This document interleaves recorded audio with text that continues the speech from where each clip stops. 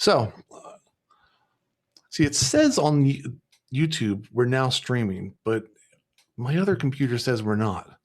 I don't know who to believe. It takes like 30 seconds. Yeah, it's like, is it on? And then it's on, and then now. Profanity delay. Yeah, there you go. Well, I also noticed, like, at the end of the stream, we are officially live now. The end of the stream, like, I end it here and it cuts the previous like 10 seconds, which then just makes the ending just really. So the reason at the end that I go, everybody say goodbye, and we do is I'm trying to like game the system to make that work. But anyway, I'm going to close this, and I'm not in the mood to be real super professional today. I'm just feeling very, very laid back. So that's just kind of what we're going to do. Let's do this. And I'll do a quick share screen. Do that.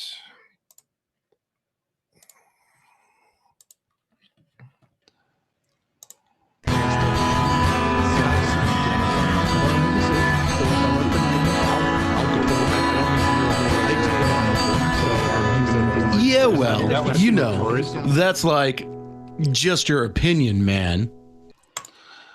All right, hello, and welcome to the Audio Opinion Show, where audio people gather because they have opinions about things and stuff. We do this Tuesdays and Thursdays. Tuesday at 1 o'clock Eastern Time, and Thursdays at 8 o'clock Eastern Time, both PM.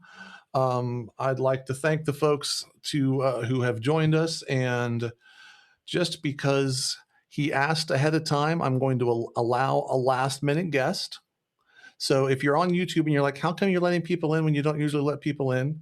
Because Michael had asked ahead of time, and we were also just talking about Michael. So Michael Lawrence should be up here in a second and a half when there comes his screen. So ladies and gentlemen, please welcome Michael to the show. Michael doesn't know the rules, so we're just going to have to like flog him as we go. So that'll be fun. So quick intro around of just basically the kinds of audio people we are. Ike is primarily an RF coordinator. Do you do anything else besides RF coordination now, Ike, or that's pretty much your gig? I still repair audio equipment in studios and do maintenance on broadcast trucks. Excellent. Keith is as a sound reinforcement audio A1 person guy. Nathan owns a small, medium-sized, large, multinational, intergalactical production company that does audio and other things. Dave is an A1, A2, and A1.5. Karl is a musician and a representative of a large, very high-quality wireless company that does wireless microphones. Jason used to do a lot of monitors for people, and now he does mostly RF. And Michael Lawrence is from Pro Sound Web. He's the technical editor and does a lot of sound reinforcement, and also rocks headphones in ways that most people just wish they could do. So I welcome everybody to the big fancy show. And the first thing that we do is we do a poll. So the first one is a movie question. And the question is doing a movie question to start the show stupid? And the possible answers are yes, or obviously no, or 3, I thought this was an audio show. So awaiting responses. As the host, I don't get to respond. So looks like we've got sharing the results. Obviously no, which just means that everybody here likes to kiss up to the host. So I appreciate that. That's a good call. For those of you who came in late, I have sort of a Princess Bride thing, but so the next time we'll just go back to asking Princess Bride questions. All right, so this is where we're going to poll to find out what it is that we are going to talk about on this week's show. Let me see. All right, I'm just going to do this one, and these are our possibilities. One of these we have already talked about, but that's okay. We can always talk about it twice, although I think this was literally our last show, so maybe we shouldn't do that. But anyway, our 6 possible topics are actually 2 of these we've talked about before, so sorry about that. Sample rates, 48, 96, 192. What do we care about? Bottom snare mic, is it essential or is it stupid? I feel strongly about that one. On-off versus mute buttons on consoles, or if we wanted to expand to just things that are stupid on consoles, we could do that. SM58 or anything but an SM58. Mono PA versus stereo versus LCR, which we just talked about, so no one's voting for that. And digital audio protocols, Dante versus Maddie versus AES50 versus whatever. So let's see what we ended up with. Finally, we're doing the bottom snare mic thing. Thank God, because I thought people would jump on that one like 7 shows ago, because the minutia is so ridiculous. So that is what won. I'm sharing it with everybody now because I forgot to do that.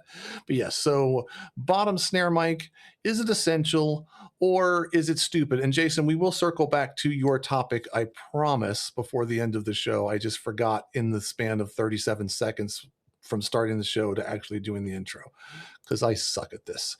Anyway, so bottom snare mic, essential, not essential. The only rule, Michael, is you have to have an opinion on everything.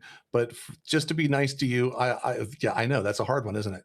I won't pick on you first. Dave Rittenhouse, bottom snare mic, not bottom snare mic. Definitely a bottom snare mic. The snare. So stupid. Why are you so stupid? I thought you were smart. Like, why are you so dumb? Like, have a bottom snare mic. Come on. I mean, top mic, bottom mic, you want to pick up the snares of a snare drum. Yeah, I love it. I use it all the time. Got to have 2 snare mics. You know what I don't do is I don't do double kick mics, because I think that's stupid. Because I'd rather get one mic and phase align it, and it's done. How is it that you and I have the same exact opinion on this, Dave? Oh no, Keith, that's a very odd thing. Right? I mean, do you consider a dual diaphragm kick drum mic as one mic, like an AE 2500? That works really well. You know what, Jason, I actually have not had the opportunity to play with that. I would like to. I just never have. I mean, I do so many festivals and it's always 91 and 52, 91 and a 52. I'm kind of old school. I just want an M88 that still has a diaphragm that works. And the nice thing is, if it doesn't work anymore, you send it back to fire. Oh, you want everything. You want it to work. I mean, yeah, exactly. But I'm more surprised that Keith actually agrees with me, but that's cool. You want an M88 with a diaphragm that works so you can break it on the snare? Yes, actually on the kick. But kick, yeah. Right. Yeah. Even better.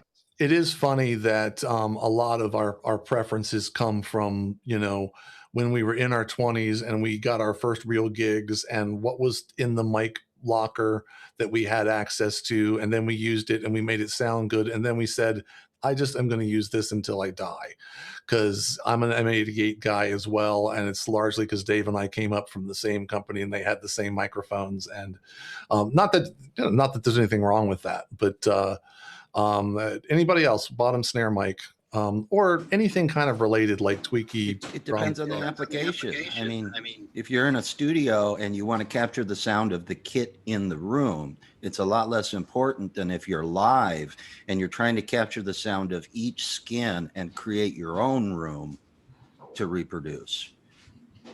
Well, and when you say, and I'm genuinely interested, this isn't just me like teasing and like capturing the sound of each skin, and tell me more about what you mean by that.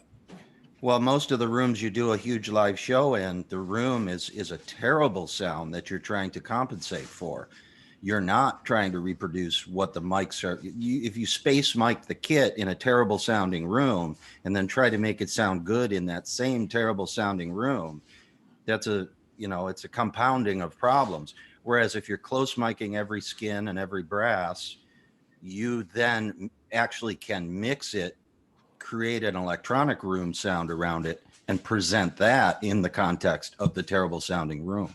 But I would just say that I think that the progress made in PAs, and particularly like in the last 10 years, is that a lot of rooms that were, terrible sounding rooms, is you get a good, well-controlled PA system in there, and suddenly that's not the hellhole that, it's been talked about. But the rock and roll drum sound has never been and will never be a 7-second delay in the Astrodome. So no matter what PA you put up in it, you still have that physical space that's going to be audible. You know. Fair Well, and enough. I think Yeah. I think one of the weird things that we're dealing with, and I'll toss it right back to you, Ike, because I totally stepped on you, so sorry about that.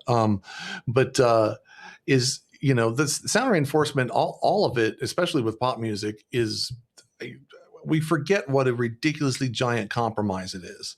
We're trying to essentially get microphones close enough to things that we can hear the thing louder than the PA or louder than the guitar amp right next to it, or like all of these things that just become the things that you do, and we forget why we did it in the first place. Like why do we put the microphone pressed up in front of the guitar amp, an inch away from nobody's listening to it there. That's not if you wanted to capture the typical electric guitar tone that most people hear when they play electric guitar, their ear isn't an inch away from it's a distance back, and it includes some of the room, and it includes different phase changes, and it includes. We can't do that live because as soon as I put a microphone 7 feet away from the speaker cabinet, I'm picking up the drums and all the other stuff.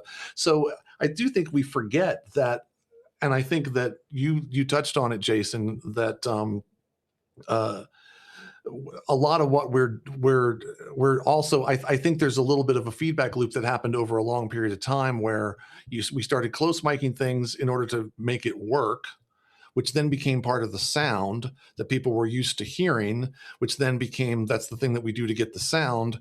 And then, I think you could argue that 60s and Beatles in the clubs or whatever, the way that their drums sounded, and they were doing pop music, was nothing like what we have now, because at least at that level where you could still hear it, before all the screaming girls got involved, you were really hearing what a drum kit sounded like versus this altered reality that we live in now. Sorry. But it was also nothing like what their drums sounded like on their studio recordings. Right. They were two different things. They And weren't those even club gigs, trying. they probably weren't even mic'd. I mean, probably those were just the vocals. Right. And the guitars were out of the amps and the drums were on the stage, and that's all you did back then. But I think, what you're talking about, Brian, is leading up to why a lot of people use drum triggers now. There's a specific sound that they want to come out of the PA to match the record or match whatever, sound that they're going after, and trying to wrestle with it, with a mic and a PA and is a self-defeating challenge. So they just use the mics to trigger or sensors in some cases. And there you go. But that's big tours. And I mean, most of us are just micing the drums. I mean, but that's one reason why. It started in the Isn't it studios. also dependent on how well the drummer or his tech can tune those drums? Before you put mics on it, and most drummers sound like crap because they can't tune it. And so then you have to go to triggers, because I'm not going to say Metallica, but You did. You kind of did. It just happened. Like Gates, he's baby. completely triggered live. Yeah. That guy. Sure. Of course. Why wouldn't it be? I mean, they want to present a certain kind of sound, and that's how to get it. And, it works. Yeah, it's funny. Like I can pinpoint, and ironically, it was just a cover band at a corporate, and I wish I could remember the name of the drummer because I probably should have written it down. But in all of the time I've done pop, R&B, like anything that's not like straight jazz, his was the only kit I ever heard that sounded like what comes out of a PA, but it sounded like that in real life.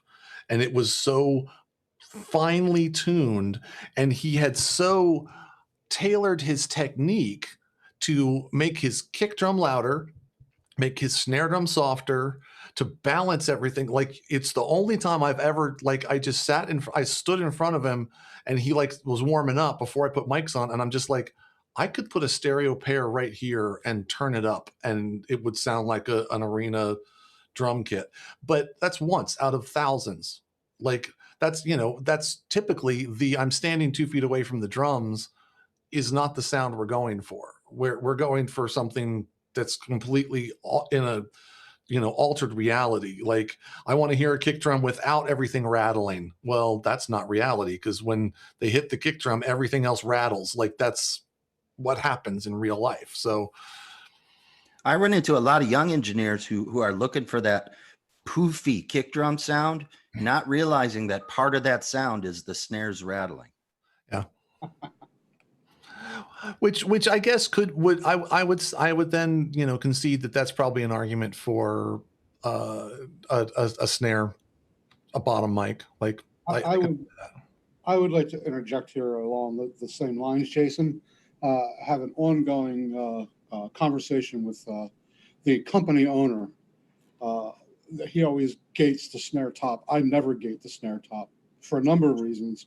I will gate the snare bottom because I don't necessarily want all the rattling in between from the snares themselves. But because I leave the snare the top ungated, I do get the audio from the kick drum and the other toms, and the toms in that mic as well. And it sounds more natural. He contends that I'm just adding noise to the system. But don't you find that bleed is a fact of life, and the way the trick to dealing with bleed is to get bleed that's phase coherent, that adds to things instead of takes away for it. I mean, I haven't been mixing regularly for years, but even back in the 1980s, I was using XY overheads, right. Which before I even really knew what it was, but what it was really doing was giving me a phase coherent picture of the entire drum kit, which is why I was bringing the overheads in anyway. They weren't just one of my favorite things about when I did finally go digital on consoles was that instead of just using polarity on my snare top to bottom, I started time aligning in fractions of a millisecond, the top to the bottom. And Keith, don't you find that a bit of openness and bleed is important, because a master drummer uses ghost notes to project the groove rather than the rhythm, but the groove. That was the reason why I started to not gate well, I never actually started to gate the snare top. But that was the reason, my initial reason for not gating the snare top is the ghost notes that I'm going to miss. And otherwise, I mean, the snare bottom, again, sometimes those snares just rattle like crazy, and that might not be something you want in the PA. So, but the snare top I always leave open. And when I was back doing studio work, I always mic both the top and the bottom. You always, it's great to have a track if you could blend it. But most of the live work I did was big bands, and talk about tuned drums. I mean, that was never an issue. Right. I never closed mic drums when I was doing big band PA. I usually use a 3 mic kit, a kick drum mic out front, and 2 overheads that were measured to be equidistant to the center of the snare. So I had one over to the right over the floor tom and one looking straight down. And that was, I forget where I learned it. That's Glenn Johns, right? I think so. Yeah. Yeah. A couple different people had told me about it over the years, and I think it originated with Glenn Johns, but it worked very, very well. Yeah. And I would change the distance of the overheads to try to, if the room was good, I could go a little further. If the room sucked, I could get a little closer. And I had a tape measure with me, and it was always, but I got a lot of comments from drummers who would ask what I was doing, because they could only see the one mic over the top, and they'd say, what are you doing? It sounds very open. So I was 3 mics. So it never got anywhere near the snare itself, but it had that big open sound, which is very important for that style of music. If I was doing rock and roll, I would definitely mic both top and bottom. I mean, the tape measure trick is great too, because what I would do is from the center of the snare drum to each one of the cymbal mics, and so that we had the same distance, so that the slap was coherent. Yeah, the snare hit is Jason, one. How much autonomy did you have to do that? If you were doing monitors and the front of house guy had his own opinions. I had awesome relationships with my front of house guys on my 2 major acts of my career. We generally saw eye to eye on most of it. And especially with Dolly, Mike Feckner, the front of house guy, and I, we were almost psychic with each other on that. So it was just fortunate. That's the way it should be. I remember when I was managing a sound company in the 90s and advancing shows and go through, you got this, PM 4000, this and this and this. You want to talk about the monitors now? Hell no, that's his problem. It's like, what? you guys It's a don't work system. on the same show.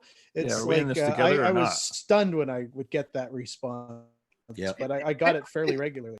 I think it used to be, I think that used to be worse. I think it's gotten better. And I think some of that is because, and this is just me talking off the top of my head, but it's just because most of the people on stage now are listening to their own front of house mix in their head.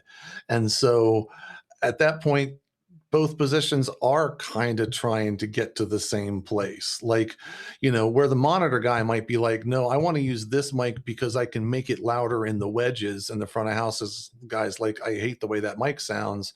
Now it's like, we both want a mic that sounds good on her vocal, because we're basically, now I've got a really big set of studio monitors for a whole bunch of people and a really nice set of headphones for everybody on stage. And in a perfect world, those actually sound the same. Like, they're both accurately reproducing what is coming into the system. And so theoretically, we're on the same page. Michael, I know you can talk and you haven't yet spoken up once. So I'm literally going to make you say something now. Oh, okay. I have a lot to share about this. I would. So that's like, this is your window. I will never fight anybody to get a bottom snare mic if there isn't one. But I'll take it if it's there. I work pretty closely with my monitor guy. He usually wants it before I'll ask for it. We just did a Fleetwood Mac tribute though, and he's like, we definitely need it for this, because that's just so much of that sound. I did do the band I work with regularly, because on one-offs I can't do a lot of this stuff, but I did timeline everything in the drum kit back to the overheads for the drummer's in-ear mix. And I didn't tell him about it because I wanted to see if it's noticeable to the, and he was like, what'd you do? Like he noticed it immediately. Okay.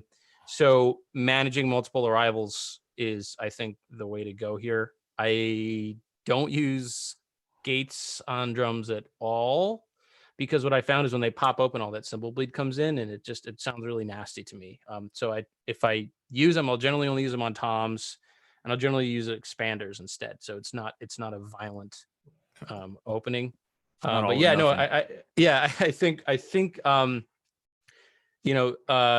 monitor guy is also a really good system tech. So we make sure that the PA is like super well tuned and the monitors are super well tuned, and that means that basically, if we put a mic on something, we can agree that that's the right mic for it, and it comes out both ends sounding the way it's supposed to sound. If I have a crazy tilt in my PA and he doesn't, that's where you get those problems, I think. So we start at the system design, and that means by the time we're picking mics, it's pretty simple.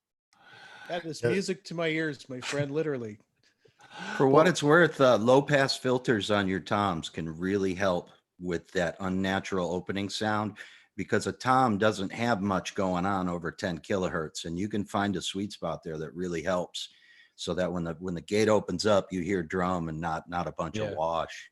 Yeah, it's this rabbit trail is probably part of 7 different like topics that are things that I haven't talked about, or we haven't talked about yet, that'll come up in future shows. But the ability of modern PAs to reproduce higher and higher frequencies and throw them farther and farther and farther has opened up a whole different thing, which is now the freaking cymbals are in everything.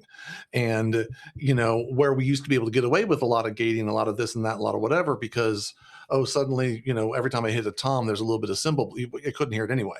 So it wasn't as big a deal. Now it's, same with the, singers' mics. And of course the in-ears are like, the singers are getting obliterated by cymbals. And it's interesting to me that, because probably the biggest thing that I used to fight was gating the snare and making that gate work right on variety. And like every single song, I'm showing how old school I am. I'm reaching over and, changing the threshold to try to get it right. But then I also, when I'm thinking about, as listen to everybody talk, it's like, but then that was the times when you put reverb, like snares were drenched in reverb. That was just the thing. And so if you didn't put a gate on it, then everything was drenched in reverb all the time. And we've moved away from that. Like we're putting reverb on like whole kits and much less of it and different mixes of it and different, so I think we are getting closer to like wanting to actually hear the whole kit more as a cohesive thing. Whereas before it was all about this kind of artificial, I want the toms to be in one space and I want the snare to be like, Phil Collins, completely, totally different thing.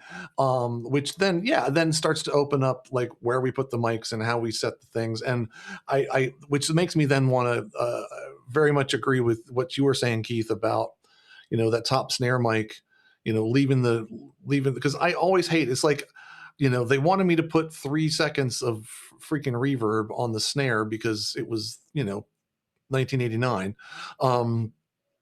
But the only way I could do that was to gate the snot out of it. And then, all of the little bits and pieces just were missed. And I remember then pivoting the next day to doing like a jazz show, and it was, kick over.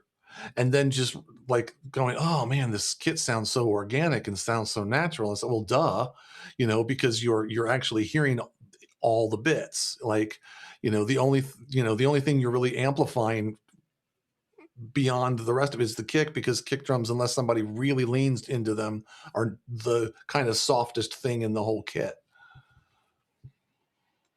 Well, that gets back to the purpose of what you're doing. I mean, if you're doing an 80s act, the 80s act is the pop song, the Duran Duran Rio. The original intent was never to have ghost notes and feel and vibe. It was to have bombasticness. Yep. No, it's a different purpose. No, nobody here is subtle. Yeah, I'm pretty sure that that when Mutt Lang mixed Pyromania, ghost notes were not the first thing he was worried about. It was just, how can I make every single sound on this record bigger than every other sound somehow?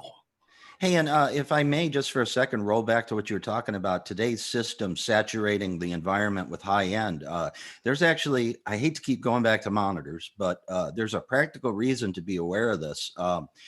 When you're using wireless in-ear monitors, FM stereo, one huge trick is to put a deep, narrow notch at 16 kilohertz on all your mixes.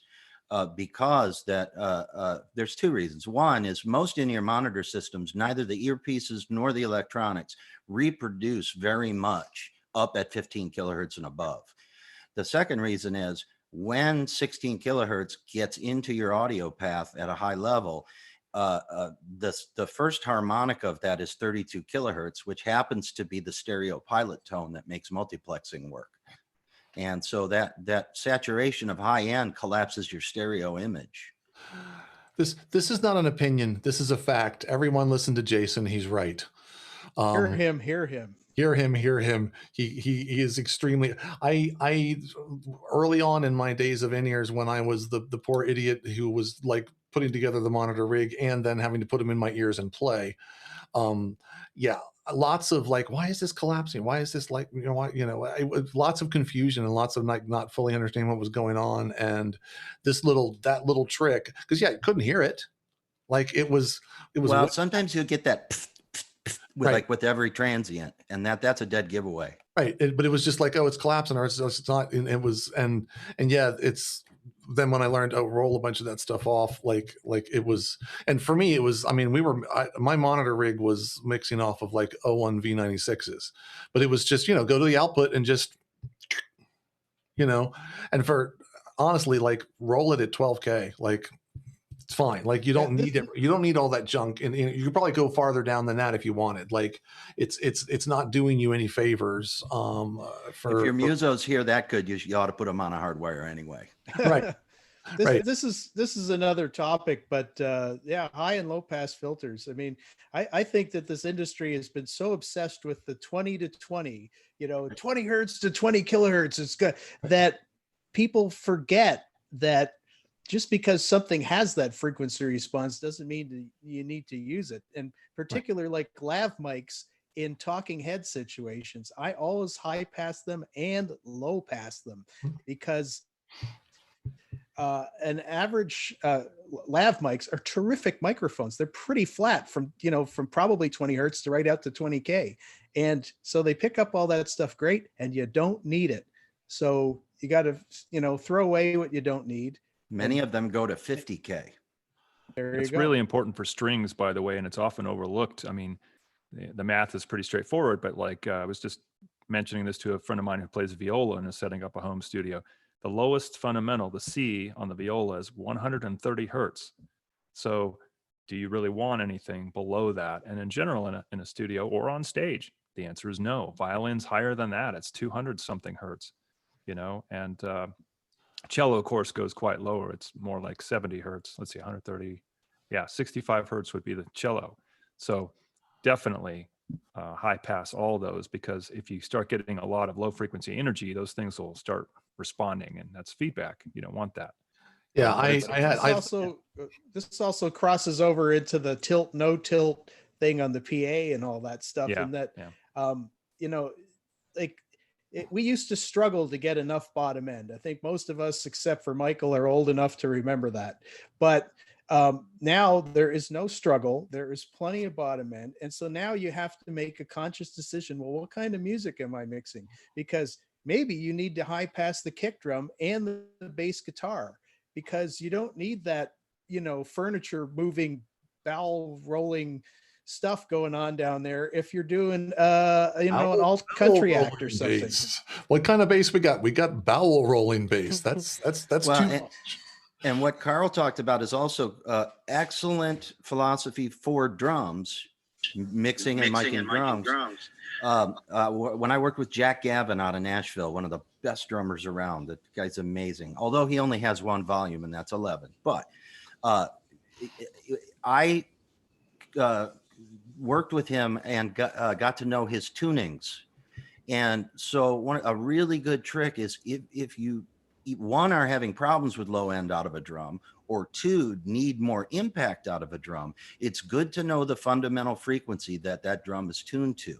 And then you can put a small bump there or a small cut there, depending on what your issue is, and not have to hunt around. You go right to the fundamental, you know what it is, and then look at multiples or divisions of that frequency if you're hearing other things. It's a great trick.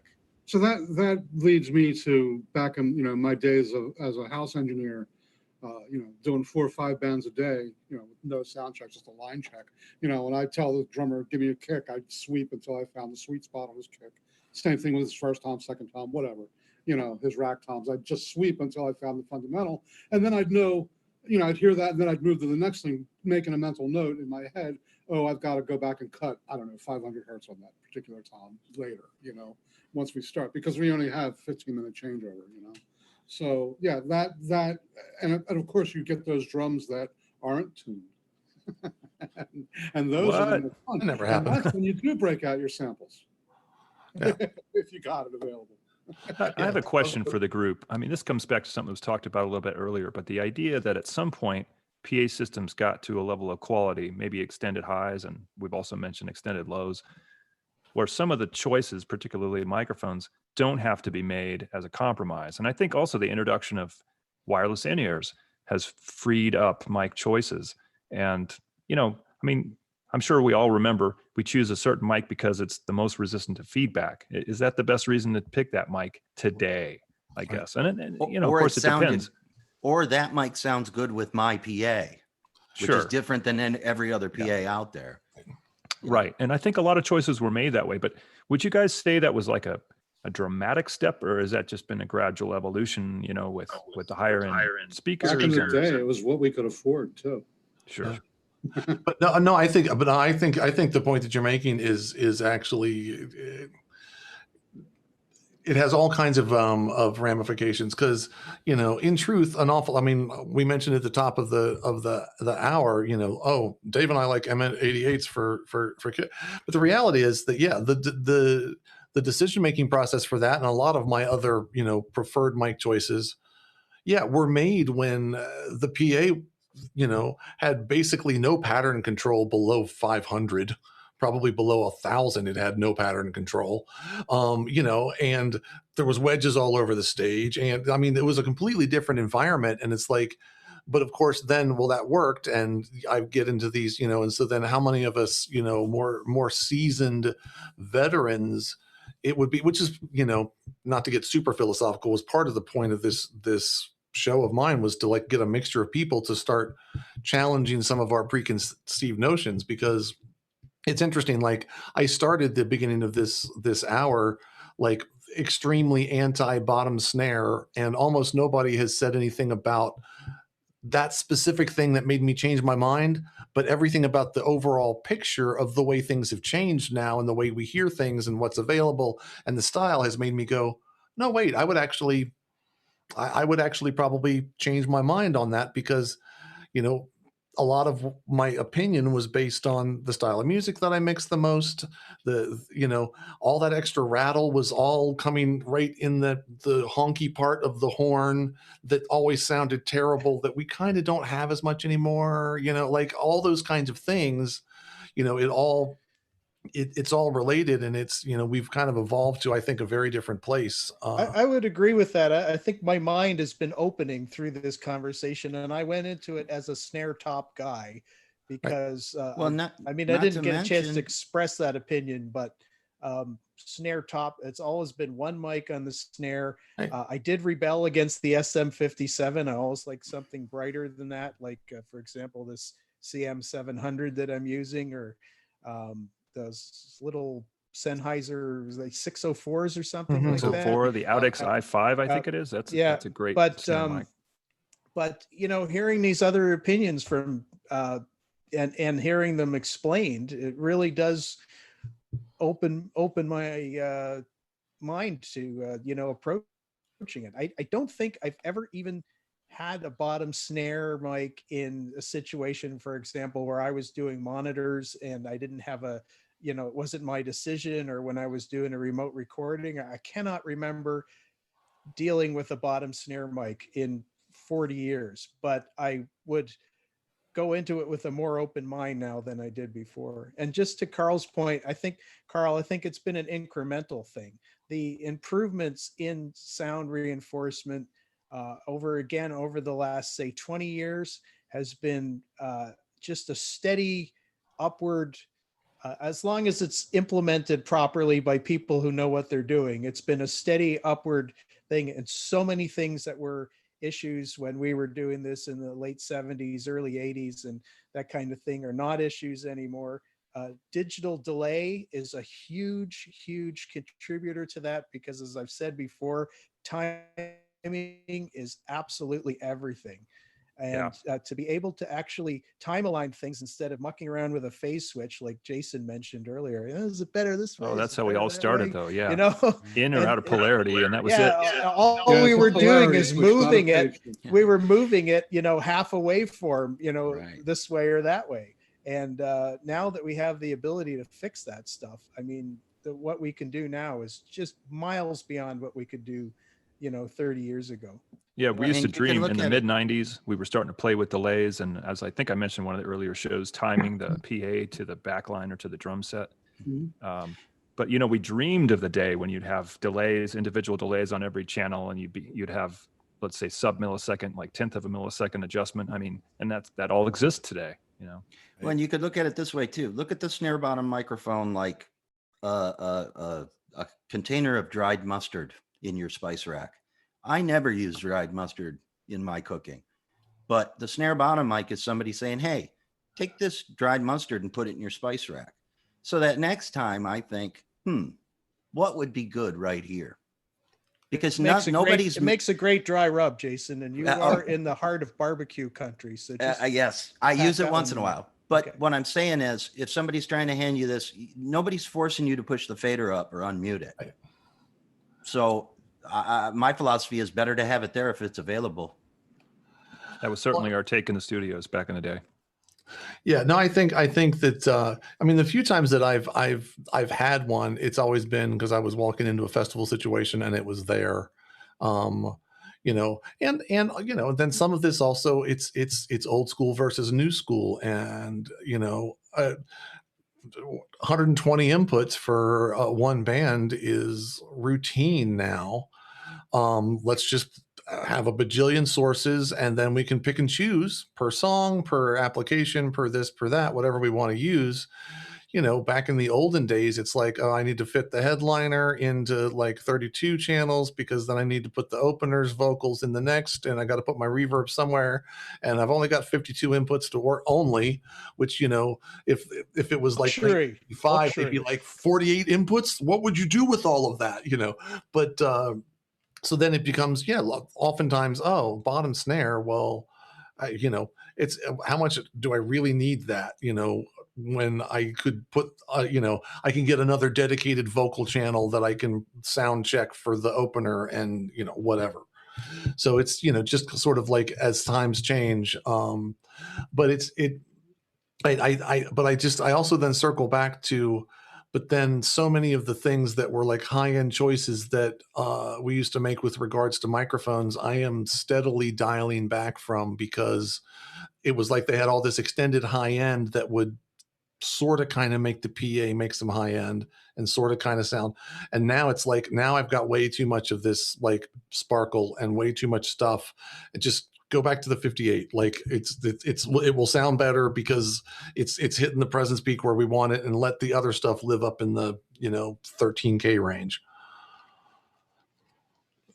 Jamie Anderson has this idea, and it's sort of like based on the old Dolby pre-emphasis idea, where if you let your PA roll off a little bit on top, and then if you need that high end on a channel, you boost it at the mixer, and it sort of negates the boost. But what you've done is all the stuff in the signal chain that's producing those upper harmonics or your distortion is you're sort of kicking that back down a little bit. So it's sort of like an aux-fed subs idea, where you're sort of getting the garbage out of the tweeters. Just thinking an interesting idea. Yeah. Which actually I've been emailing with Pooch about. Pooch says, he's like, I don't understand why people do aux-fed subs. I use my high pass filter. I don't know why they need it. And what I went back and looked at all the data of all the PA systems I've tuned and who asked me for aux-fed subs versus what sort of tilt they wanted.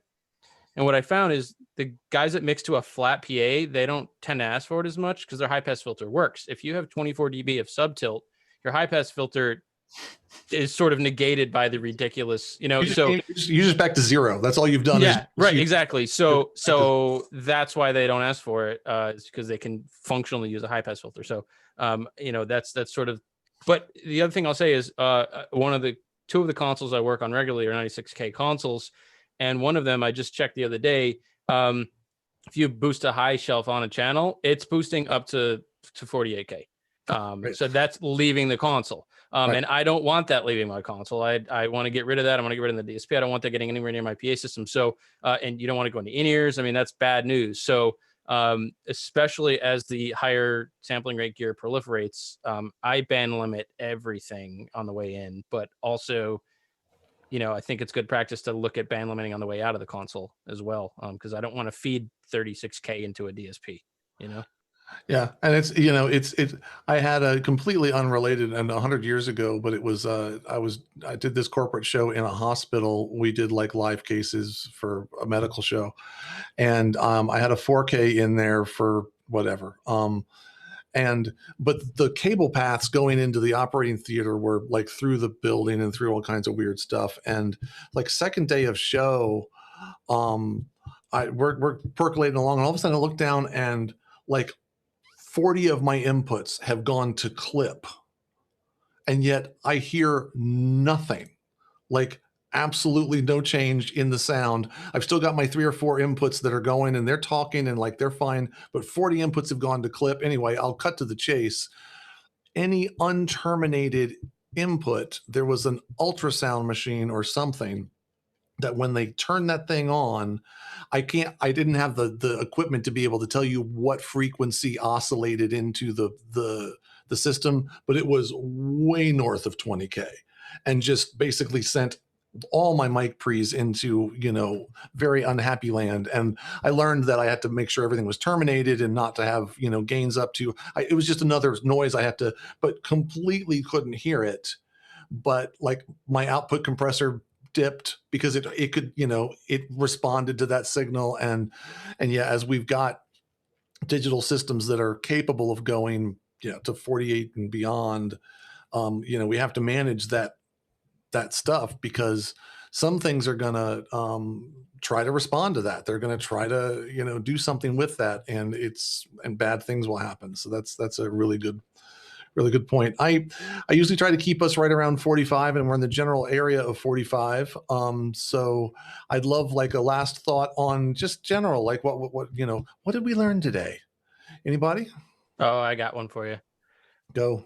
This will ruffle some feathers, but I choose my microphones primarily based on their off-axis behavior rather than their tonal. Because I have EQ, but I can't get bleed out. So I want to get the cleanest direct sound I can, and then if I don't like the tone, I'll change it later. Oh, my feathers! Oh, My feathers are still smooth. Get out the tar. That's what we need. Some tar. Well, and honestly, I mean, we could do an entire. In fact, I'll put that on my little list. We could do an entire just on that concept alone, because, and I think a lot of us probably have chosen microphones for the off-axis response without even really thinking about it, because we were just like, oh, when it sounds better on her voice, and then you really like look at her mic technique, and she's doing a lot of this.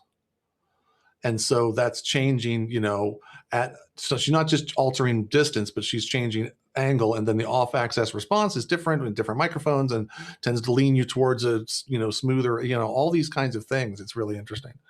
We're going to talk about microphones in one of these shows. I know it. And Carl's like, can we please talk about microphones? All I want to do is, okay, here, I hereby promise I will do a pop-up show within the next 7 days. I'll inform everybody, and it will be on microphones. We will talk nothing but microphones, and 4 hours later, after we're exhausted, then we'll, and Karl will be like, oh, I can't make it. Sorry. So can we talk about Jason's FM PSA? You know what? I'm going to do a separate video just for that, because Okay. I want to have a thing that I can link to. So I'm going to say, if nobody else has anything about like snares and this is and that's and whatever, microphones and whatever, thank everybody for being here. We're going to say goodbye to the tubes. So everybody say goodbye. Goodbye to the you YouTube. later. everybody! Thanks Bye, for coming. YouTube.